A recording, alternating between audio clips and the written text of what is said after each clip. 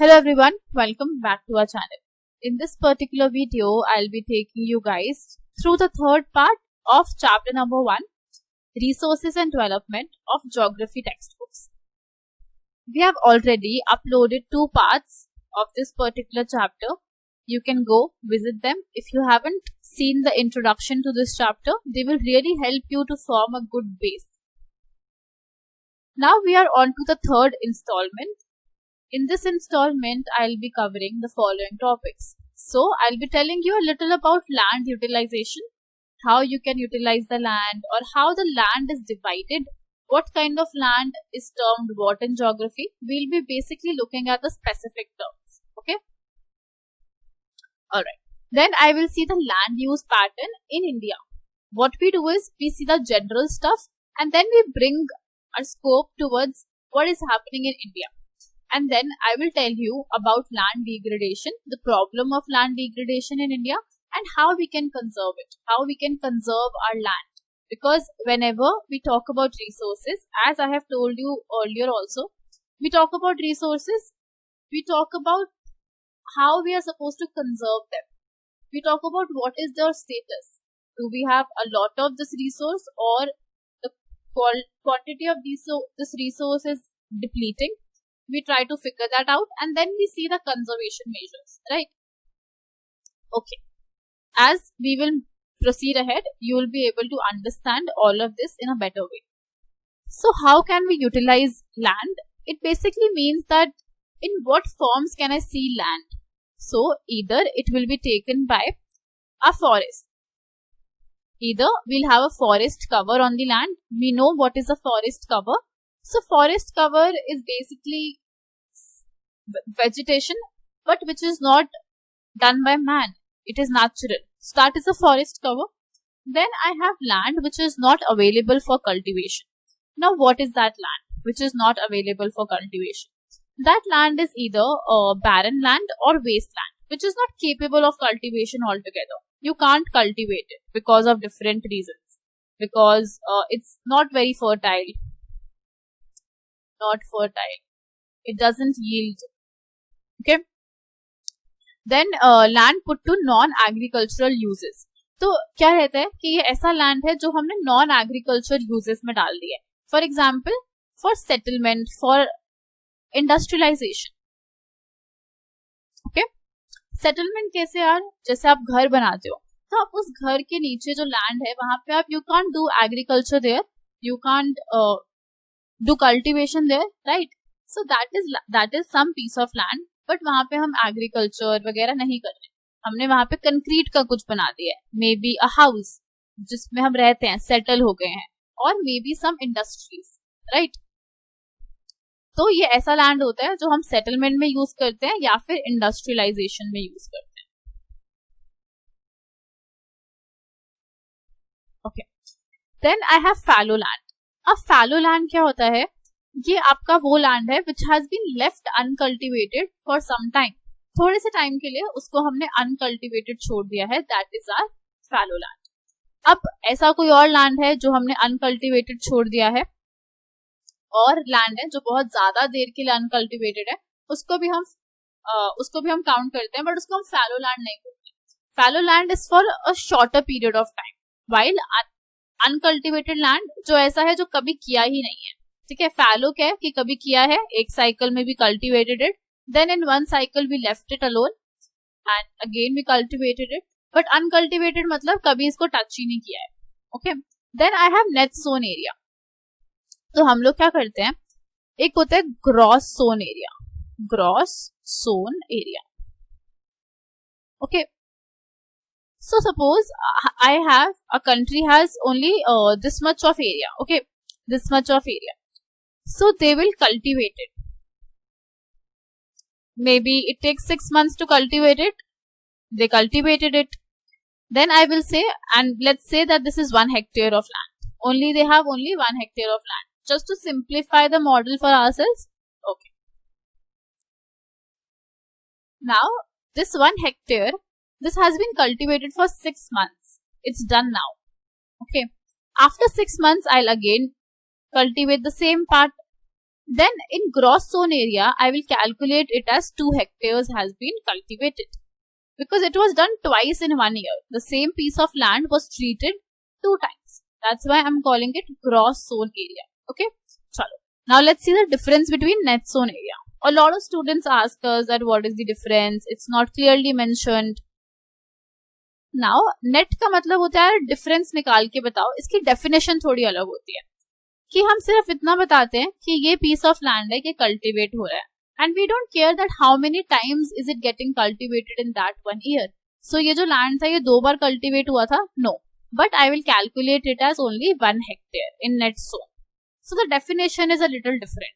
आप कैसे भी पढ़ो, कैसे भी कैलकुलेट करो, this just tells us that gross sown area will always be greater than net sown area, right?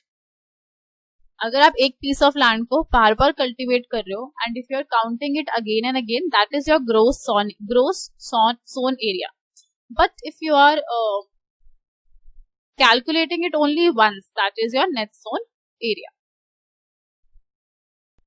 So now we will talk about the land use pattern which is found in India. Whatever we learn, we have to see that how it is applicable to India also. So अगर हमने अभी देखा है कि land use pattern ऐसा ऐसा है, ये पैटर्न आपको लैंड पे मिल सकता है, या ऐसा आपको दिखता है लैंड, ठीक है, तो वही हम देखेंगे कि इंडिया में वो कितने परसेंट है, कौन सी चीज कितने परसेंट है. अगर मैं बोलूं कि हाँ ठीक है, if I will look at India और India's geography, I will see that okay कि इतना परसेंट उनके पास क्या है, फॉरेस्ट कवर है, इतना परसेंट क्या है, प्लेन लैंड है, कल्टीवेटेड लैंड है. तो हम उसके बारे में बात करेंगे. ओके, तो अब मैं आपको बस इतना सिखाऊंगी कि हमें ये जो डायग्राम है इन फ्रंट ऑफ अस, उसे कैसे रीड करते हैं. How do we read such diagram? I will just give you 1 or 2 examples. After that you will be in flow and you will understand. But paper में वो आपसे नहीं पूछेंगे कि कितना परसेंट लैंड है, क्या है. दे विल आस्क यू वेग फिगर्स. वो भी मैं आपको एक एग्जाम्पल दे देती हूँ साथ साथ. ओके, चलो. तो जनरल लैंड यूज कैटेगरीज 1960-61. तो इसको हम बोलते हैं लेजेंड. जो ये टॉप का पार्ट होता है इसे कैप्शन भी बोल सकते हैं या इसे लेजेंड भी बोल सकते हैं इन केसेस में. This is, you can just say that this is caption. तो ये हमें आइडिया देता है कि हम क्या रीड कर रहे हैं. तो हम क्या रीड कर रहे हैं, what are we reading, what we are reading land use pattern. ठीक है, ओके. कब का कर रहे हैं, व्हेन, व्हाट टाइम पीरियड, 1960 से 61 तक का. ओके, उसके बाद सिमिलरली यहाँ पे भी वही है, लैंड यूज पैटर्न है, बट क्या चेंज हो रहा है, आपका टाइम पीरियड चेंज हो रहा है. हम ये थोड़ा रीसेंट है. तो हम यार इतना पुराना क्यों देख रहे हैं, 1960 का क्यों देख रहे हैं? Because we want to see that how it has changed over the years. पहले कैसा था 60 इयर्स पहले, और अब क्या कर दिया हम लोगों ने. That's what we want to see. So आपके पास, अब आपको कैसे रीड करना है, जो ये ब्लू पार्ट है, ब्लू पार्ट कितना है, 18%. तो दिस इज फॉरेस्ट. सिमिलरली यहाँ पे भी जो ब्लू पार्ट है वो 23% है, दैट इज फॉरेस्ट.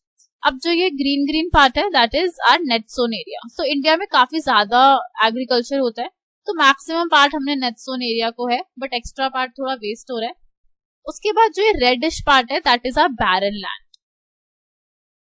और इधर भी बैरन लैंड. बैरन लैंड देखा जाए तो ओवर द इयर्स कम हो गया है थोड़ा सा. Net sown area almost same है, मोर और less.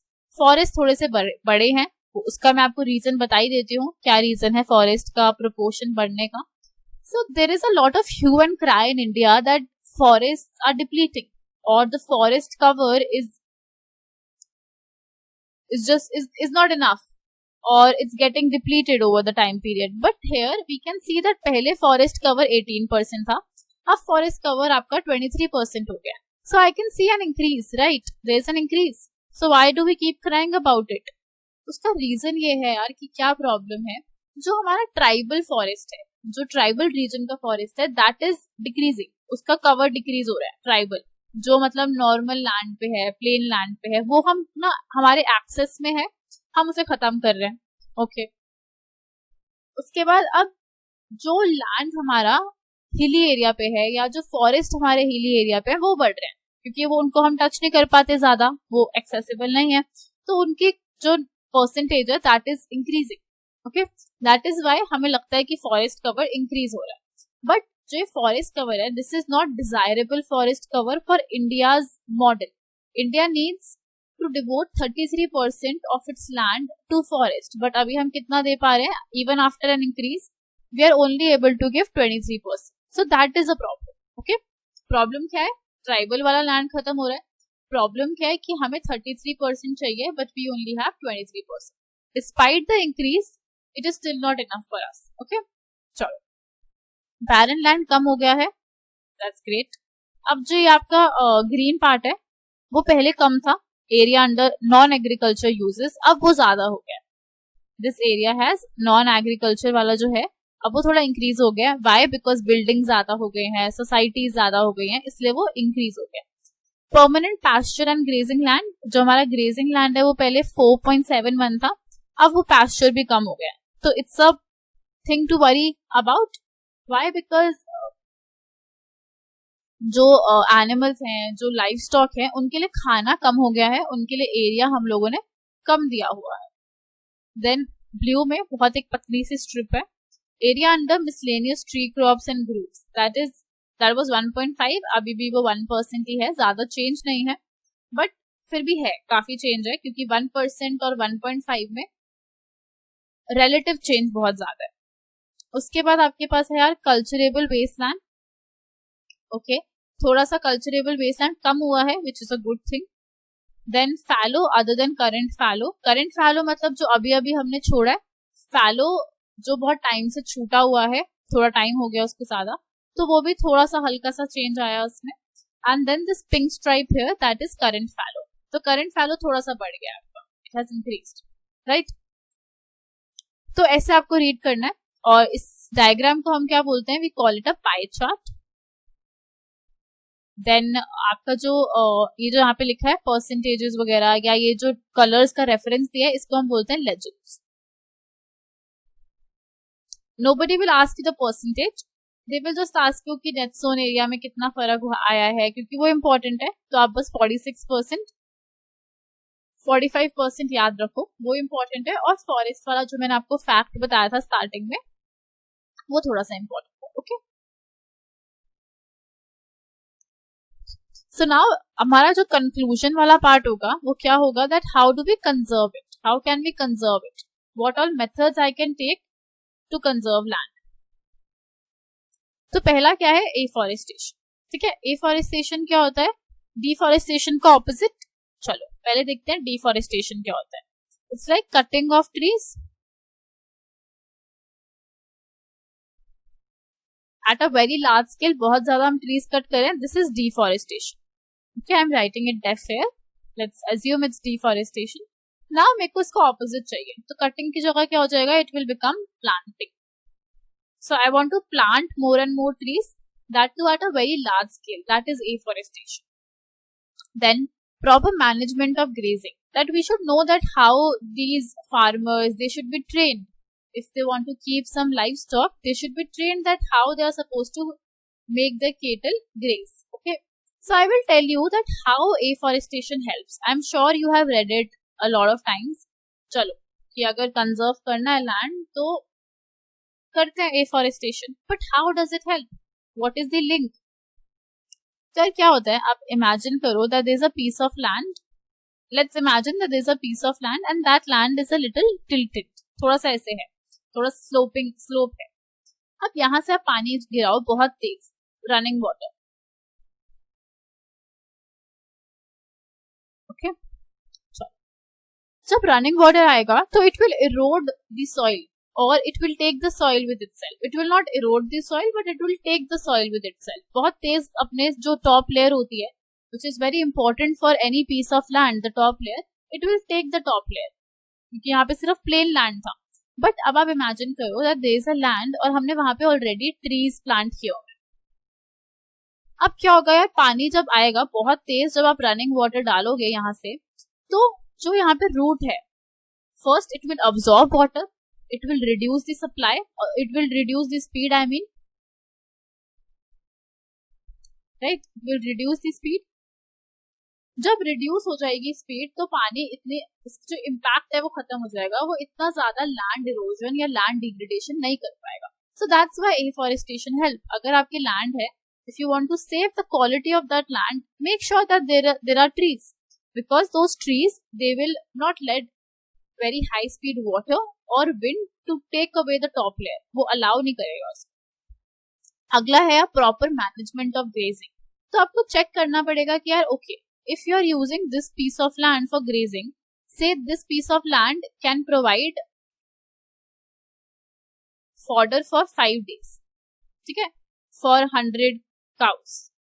But what a farmer will do who doesn't know, who is not aware properly, after 5 days this land needs natural restoration process. Okay, but that farmer doesn't know what is his fault. He will just keep bringing the 100 cows without seeing. He'll bring them for 7-8 days. He'll try to stretch the period 7-8 days. And what happens in those extra 2 days? You should think that it's no big deal. Just 2 days more. It's not a very big deal, right? But what happens in those extra 2 days? जो आपका land है उसको जो restoration start करना था वो बहुत delay हो गया है, वो कर नहीं पाएगा वो रेस्टोरेशन. और अब क्या होगा उसकी वजह से? What will happen?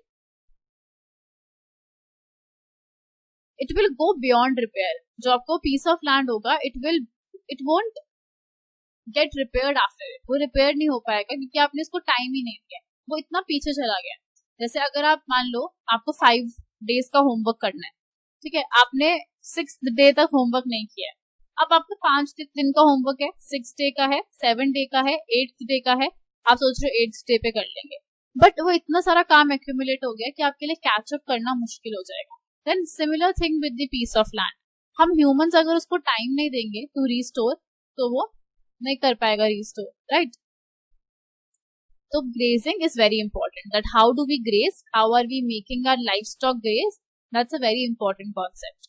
Then planting of shelter belts. आप शेल्टर बेल्ट्स लगा सकते हो.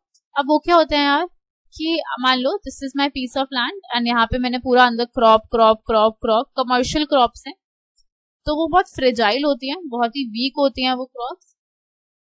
तो अगर बहुत तेज पानी आएगा तो वो क्रॉप्स को खराब कर सकते हैं. तो हम क्या करेंगे, इनके आसपास, इनके बाउंड्रीज में हम बहुत अच्छे ट्रीज लगा देंगे. We'll plant very strong trees, very sturdy trees हम लगा देंगे, ताकि अगर किसी भी साइड से पानी आता है तो पहले वो उस बेल्ट से निकले. तो बेल्ट में किसकी चाहिए हमें? We want a belt of tall trees, tall and strong trees, जो रोकेंगे पानी या विंड को from ruining my crops. Okay. Similarly, stabilization of sand dunes by growing thorny bushes. अब thorny bushes भी लगा सकते हो in the similar fashion. Proper management of wasteland. Wasteland को manage करो, identify करो यार कि कहाँ पे wasteland है, उसको किसी तरीके से cultivable या फिर वहां पे कोई एक्टिविटी करो ताकि आप अपनी पॉपुलेशन को सस्टेन कर सकते हो. ज्यादा देर तक उसको अगर छोड़ दोगे तो वो बिल्कुल बियॉन्ड रिपेयर हो जाएगा, उसमें आगे फ्यूचर के लिए काम करना बहुत मुश्किल हो जाएगा. कंट्रोल करो माइनिंग एक्टिविटीज को ताकि वो लोग ज्यादा माइनिंग ना करें. सेम प्रॉब्लम, एक लेवल तक माइनिंग सही है यार, अगर आप उसके बाद लैंड को अलाउ नहीं करते हो तो रेस्ट फॉर सम टाइम, तो लैंड के लिए रिकवर करना बहुत मुश्किल हो जाएगा. Proper discharge and disposal of industrial effluents and waste after treatment. This is a very important point.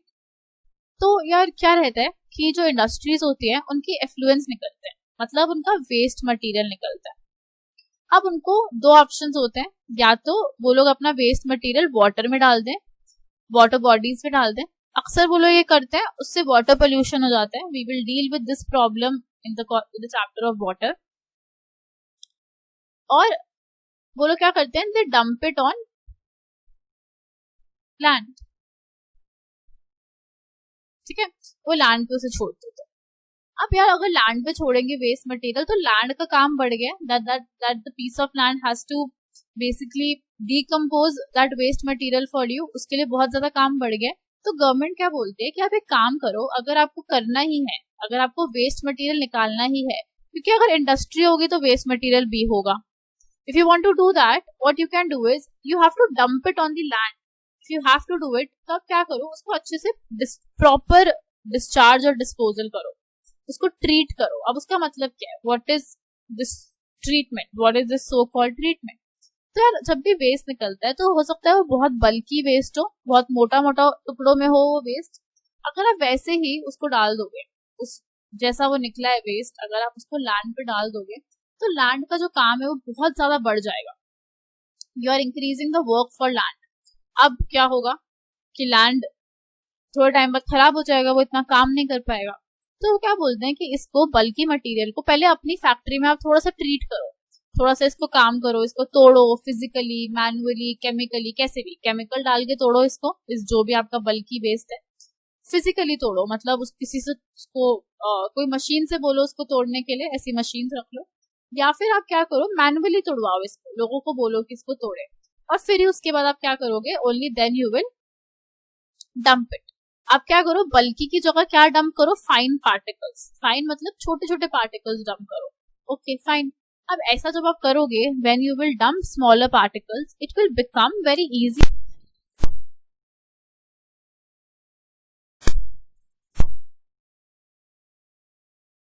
Happy रहेगा, उसमें इतना बर्डन नहीं आएगा और वो आपको अच्छे रिजल्ट देगा, वो इतनी जल्दी खराब नहीं होगा। So if you want to conserve your land you have to make sure that you are dumping only finer particles, right? Thank you very much for watching this video. Hope you learned something new. If you liked it, please press